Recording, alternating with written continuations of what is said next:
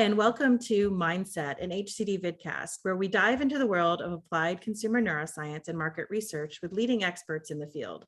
My name is Michelle Nagella, PhD in behavioral neuroscience and Director of Research and Innovation at HCD. And I'm Kathryn Ambrose, the Manager of Behavioral and Marketing Sciences with HCD. As your hosts, we are going to act as the buzzkills for the buzzwords, taking time to critically think about the limitations and pitfalls of emerging trends and topics within the field to help you identify what innovation has a lot of untapped potential or is too good to be true. Now, HCD is a full-service research house which provides research capabilities on consumers by looking at how they perceive, evaluate, and respond to different types of stimuli, such as looking at product experiences, communications, or just general consumer and shopper experiences. We use a combination of tools that come from psychology, physiology, neuroscience, as well as the traditional methods that people typically use to see how they experience different stimuli.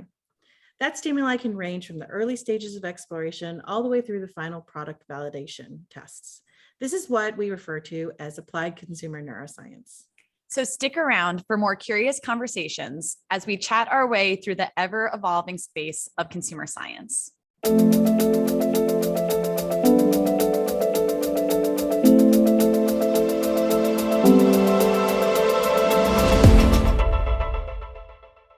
Hi, everybody. Welcome back to MindSet. It is Kathryn and Michelle here again. Just always. The two of us. Yep, just the two of us hanging out. We decided it would be a really good opportunity for us to just chat about some things we've noticed in industry that are things we want to talk to you about. So, Michelle, do you want to share a bit about what the topic's going to be today? Yeah, so believe it or not, once again, we are going to talk about facial coding. Yeah. I swear we're not obsessed. But I thought it was important to talk about sort of like the business case, right? Why do people want to use something like facial coding? I think it's important, for us, we have a very critical eye, as you may have heard. But we take a critical eye to all methodologies and technologies and approaches and theories and everything. We're very critical and we're very always concerned with validity, right? So we end up talking a lot about certain methodologies, EEG, for example, and how it's being used, and definitely facial coding and implicit. And we really go into depth. But it's always, because we are also a business, we are research providers, it's important for us not to just completely focus on validity and science and everything like that. We have to think about business case too, and we have to think about where our clients are coming from. Right. And we do have, it's an interesting place to be in industry, especially as the research and innovation team that we have, because our job is to think critically about it. However, you do have almost an empathy towards the people that you're working with and the clients that you're working with, because deadlines are real, budgets are real, and those things play a major factor into their capabilities. Whenever we're designing studies, we have to take so many factors into account in order to design the study the best way, right? So when people come to us and they say, well, what would you do for this research question? The answer is almost always, it depends. And that is because it truly does depend. It depends, well, how quickly do you need this by? What is your budget? All sorts of issues, like what is the clientele that you're looking for? Is this going to be in person or is it going to be online? So whenever we're thinking about any of the methodologies, we have to take all of that into account.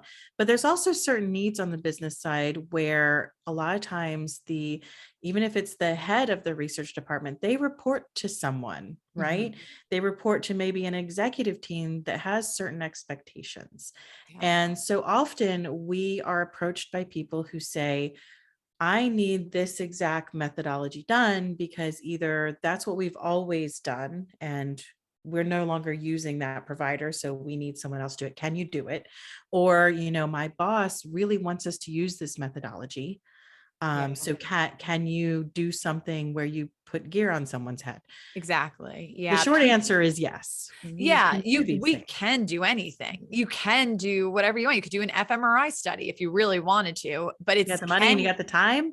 exactly. It's Right. just, it's about your restrictions, your limitations, and then Mhm. also really being able to understand why these tools may give you some funky results or may give you what you're not expecting. So that's what we're here today to talk about, is really get an understanding of why, if you choose to go forward with one of these tools, one, it's a cautionary tale, but two, it's really to inform you of the real limitations that are just inherent within the facial coding tool. And often we get put in the awkward position of having to have you answer in writing that you've heard our cautions, right? Yes. So, for example, when someone approaches us and says, we absolutely must do facial coding, the first thing we do is list off, yes, we can do it. We would actually recommend, often we say we would recommend some other way, right? Mhm. But then let's say the client comes back and says, that's just simply not within our budget or time frame. We would really like you to do facial coding. And we say, okay, we can do that. Here is a list of caveats. And those caveats include things such as sample size. Yeah. We are going to have to very significantly over recruit because we know that we're going to have a lot of drop data. And by drop data, we literally mean there will be bad data that we cannot Right. use. Yeah. And it's interesting because, especially with facial coding, there are so many things that you have to be cautious about for it to even be able to run through the study without any issues or hiccups. For example, you need to have really, really good lighting on the person's face. So that way that the algorithm is able to pick up on the different, the different facial expressions that they're trying to interpret. So that's the first thing. The second thing is the person has to remain extremely still. They They can't really, be going like this, moving right. around, shaking their head. The camera is going to basically lose focus off of them. And the second that Exactly. happens, the data for them is thrown out. Basically what it is it's calibrated for you to be in a specific place in a specific time, like in the frame, and you have to remain stagnant, which we might as well mention in this that it's not very realistic when you are expressing yourself standing perfectly still as though you are a, perfect little Not the most comfortable mannequin. position to stay in. So Exactly. therefore, the longer the stimulus is, the more data you're going to lose, right? Right. So a 30-second ad, okay, maybe, right? Mhm. 15-second ad, maybe better. Mhm. um, 2-hour long feature film, impossible. Right. Yeah. Exactly. So that's Yeah. something to keep in mind. But then there's also the issue of, are we doing it in person or are we doing it online? Because if you're doing it, well, actually, whether you're doing it in person or online, you still have to get people's permission to record their faces. But it's even a higher hurdle if it's online, because now you're asking for permission from the person to use and access their webcam. And this is the first place that we lose people. Yeah. The second we ask that question, do you consent to us accessing your webcam? We lose, I don't know, 60% of people that say, you know what? No, thanks. Not worth it. Yeah. Yeah. And it's the participant's right at any point to not participate in the study anymore. That is why we do informed consent. It's so that they know what they're going through. And it's the reality of the situation. People don't want other individuals to have access to their cameras or to have access to a recording of their living room or their background. It's So um there's issues in that because, it could take longer to recruit people, mhm. right? Because you're going to have so many dropouts. But then there's a real issue of, now who are you measuring? If you're losing a population that has concerns about security on their computer, or has concern about privacy, or has concerns about what's going to happen to their data, and you lose that population from your sample, then perhaps you end up with a biased sample. Absolutely. And to think about that a little bit further, those are consumers too. It's people that are worried about their security are also people that are Yeah. going to be purchasing whatever it is or viewing your ad on the television or on Hulu or whatever it is, Mhm. those are people that are also consuming the things that you're working on. Yes. So it's, along with being inherently biased, and it's inherently biased in multiple ways because you have the concern of that. But then, of course, with facial coding, there's also the concern with the way that it is interpreted and how different cultures express themselves differently. And I know it's not the first time we've talked about this, Or but it even has to access be to a computer that has a good enough webcam that you can use. You could be right. excluding a population that just doesn't have a home computer with a webcam. Or Wi-Fi or strong enough Wi-Fi. Wi-Fi with that bandwidth. Because There's, again, you're going to lose data from people who don't have a strong Wi-Fi. yeah, So yeah, that's a bit of information that we have to pass along to the client and say, this is the first reason why, because now if we're thinking about people who don't consent, people who move and, move in the video or have bad lighting or bad connection, you could lose 70 to 75% of your sample right right off the there, bat. Yep. Yep. right off the bat before you even start. And the other thing that we're frequently posed with is this idea that facial coding is going to give people specific emotions and complicated emotions that aren't true because Yeah. the facial coding, emotions, and we Yeah. could say this all the time, are so complicated and so complex that it takes a lot for you to even think about the basic emotions in this methodology. But then what are But basic emotions though? So facial coding relies on only reporting out 7 basic emotions, maybe 6, depending on Mhm. which provider you're using. But those basic emotions, they might have slightly different names, but they're all the same basic emotions. It's anger, it's disgust, it's fear, it's joy. And there's a couple things there.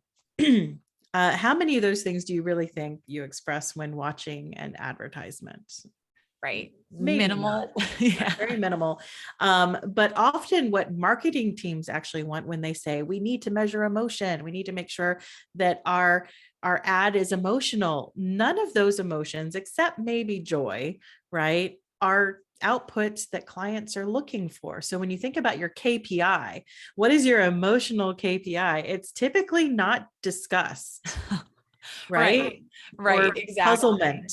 There's very few situations where you want people to be expressing fear. If you are advertising, let's Maybe if say it's like a a cancer cautionary, awareness, right? yeah, yeah, Um, like, or maybe it's an insurance ad that wants you to be worried about something. Maybe fear is a factor there, but for the most part, people, like, even in those types of ads, they want happier emotions to be connected to their brand. right. Nobody wants, let's say, lipstick. Nobody wants their lipstick to be portraying an emotion of fear. That is just something. Confusion or disgust. Yeah, Yeah. that's So like just maybe, okay, not let's the let's hope. give benefit of the doubt and that we're just trying to measure to make sure we don't have fear or disgust. Maybe, Exactly. right? Right. But then that still only gives you one positive emotion out of the 7, and that's just joy. And so that can be really problematic. But what's even worse is that when somebody is sitting there watching an advertisement, as an example, because that's probably the most common use of facial coding these days, to do ad testing. Mhm. The problem is you actually don't get a lot from people. Right. And there's a couple of reasons for that. And the first one is, what's the purpose of facial expressions? The purpose is communication, Yes. so if I smile at Kathryn that I see here on the screen, I'm portraying I'm not a threat to her, right? I am Exactly. friendly. I am not a threat. And that's an evolutionary communication thing that we do. That's the purpose of facial expressions. I need to express to her, if I just saw a bear in the woods and she's in danger, we're both in danger, there's fear on my face, right? She needs to know Right. that she needs to be worried as Let's well. go. Or Let's get out I of here. take a bite of this food that I found again in the jungle, let's say, and oh no, it's disgusting. This is poisonous. Kathryn, don't eat it. Right. Right. She needs to know that. You know?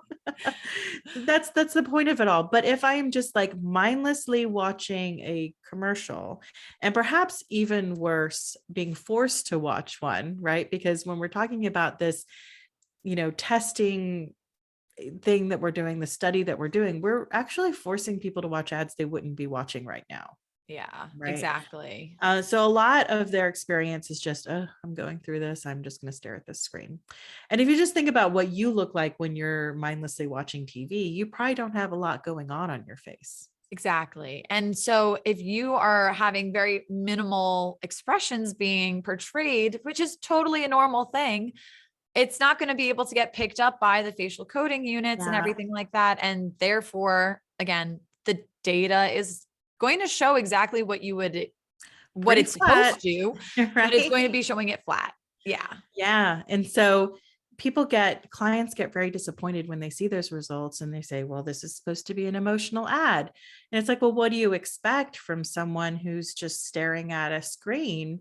Right. They don't have a reason to emote Right. except if there's people in the ad, right? Because Yeah. again, like it's innate. We are designed to respond to faces. So if there is a person in the ad smiling or scowling or whatever they're doing, I'm going to mirror that. It's natural. It's what you're supposed to do. Right. But if you're comparing, let's say, an ad that has a close up on the product, I'm going to go with that lipstick again, where it's doing all these really beautiful B rolls and shots of the lipstick. And then you're going to another ad and you're comparing against it with a person applying the lipstick on their face. You're obviously going to have very different emotional reactions to Yeah. those things. Like Michelle said, because they're different ads, they're different experiences. But again, you're not knowing if it's better or worse. You're just knowing that the person is having that innate human response that you would anticipate because they're seeing another person Yeah. and they're, understanding what that person's communicating to them So then and what's the mirroring it. issue there? Like we give these caveats to clients that say, please do facial coding. We need to do facial coding. We say, fine, here's the list of problems. Here's the things you can expect. We want to make sure that the client knows what to expect because they're going in wanting something. And when they Mhm. get the results, they're often disappointed. And it's not just from us, it's from other people as well. So we just talked to a client recently, for example, who was well aware that the results were going to be flat. Right. But they wanted to do it anyway, because again, they were getting that from higher ups. They were getting it from previous research. It had to be facial coding. So we make sure to put it in writing. Here's what you can expect. These are some concerns that we have going into it. But we will do our best. Right. And we have them, we say, you must respond that you've seen this. And so that's something, unfortunately, that we have to do. But even then, we still get concerns afterwards. And we say, yes, we told you this was going to happen. I just want to give an example of, a client we recently worked with. I'm not going to say who it is or exactly anything that we were studied, but so looking at the ads, there wasn't a lot of activity. And so that was the first disappointment. But secondly, the thing he came back asking us about was a specific emotion that simply wasn't in the list of basic emotions that facial coding can ask for. So asking for calm, for example, is not something you can get from facial coding. Yeah. Joy is not going to tell you about being calm. Neither is disgust. Neither is fear or, But even the anger. neutral face that is also being measured, that is simply also not going to be, and then the other thing was when you get those results back, they said that they got a lot more interpretation from other providers. Mhm. So again, I'm not going to mention their names out there, but what they tended to do was just show the graphs for each individual emotion. What we did was show all the emotions so that you could see everything. But they actually start out at different levels. And so that's another really interesting thing about reading the graphs. Any graph, really, you can change the way a graph is interpreted simply by the way you display it. Oh, Um, absolutely. if you Yeah. zoom in on a certain point, it actually can look like huge effects, even though it's minuscule when you look at the overtime. Everyone, that's a warning to always look at the scale. Make sure you look at Always the look at the scale. scale. Or, then they Make would sure it say, has a well, scale. well, why is this one emotion, say it's puzzlement, right? Mhm. Why is that one up here and joy is down here on the graph? And it's like, well, they just have different baselines. because you start from a neutral face and see where it goes from there. But this is problematic because, again, we're looking at people like probably staring at a screen where their, forehead might furrow a little bit, which is going to come off automatically as puzzlement, even if the person isn't confused. Yeah, right. Exactly. And it's frustrating because, again, we find these situations happening and we hear about it from, other clients that have gone through the process of it. And the thing is that you get what you pay for in terms of the quality of the tool that you're using. And Yeah. so for a lot of situations, you can take that same research question and maybe try and design a different style of research that is going to help you get those exact attributes that you're looking for, or Right. exact emotional states. It might not be as flashy as facial coding, but it'll actually give you some insights that you can then take to your higher ups and say, Yeah. look, this is the clear, better ad. And this gives Mhm. you the direction that you want to go in. Yeah, Um, you really do have to think about those outputs because, okay, in this case of wanting to look for something like calm, right? Or pride, or one of yeah, these other types of emotions that cannot be measured by facial coding. Well, what can it be measured by? So another popular, implicit or, neuro tool is EEG. But guess right. what? EEG can't measure that either. You Right. can't get pride Oh, from and EEG. think about how complex the brain is. If you're trying to use an EEG, you have to be really cognizant of the fact that there are so many things happening in your brain at the same time Yeah. that are You're contradictory. breathing, your eye blinking, your heart is beating, all because of your brain. So EEG is not reading minds. It's actually just measuring electrical activity. So the fact that you are alive is activity. Yeah. So that's a lot going on, right? So then where is pride in the brain? Nobody knows. Nobody knows what pride looks like in electrical activity. Another way we would describe EEG is that you're trying to listen to a conversation 5 floors down from you. Right. You may hear there's noise, through your floor, but you can't hear what your neighbors are talking about. So, Exactly. we can tell certain things like, is it more positive or is it more negative? Just like if you were listening to your neighbors, you could say, you know what, they sound kind of angry, right? But you have no idea what they're talking about. So yeah, there isn't a perfect tool for something like that, but you do need to take a step back and think, okay, if I'm looking for pride, then what's the best way? And it's probably a cognitive measure, or maybe it's using implicit association, right? Right. Implicit reaction time for keywords. And I Um, want to really harp on what you just brought up with EEG and bring it back to facial coding. And the truth of the matter is that we are not able to read emotions through these tools. And emotions are complex, and it's not something that you're going to be able to look at through facial coding or look at through EEG. Absolutely. And so when we're talking to the client once again, and they're wondering, but I don't know, I can't differentiate here. It's not giving me the output I'm looking for on pride. Well, that's why we warn you ahead of time what the outputs are going to be. And, you signed off on this. So then, diagnosing, an ad as well can be really problematic because if you're not getting really any movement, then how can you diagnose what's going on? What was interesting about the client I was just speaking about is that, they wanted to compare ads, but the ads were incredibly different. So having one ad that is showing only, non-animated things, products or nature or anything of that sort, and then comparing it to an ad that is full of people, or maybe, focusing on particular characters that are having an emotional experience, you're going to get a lot of activity from the people. Yeah, So we know that exactly. it's biased then at that point. So then all the results we can say is that, well, the ad with the people is performing better. And that's not necessarily true, right? It's just that people do more facial expressions when there's people on the screen.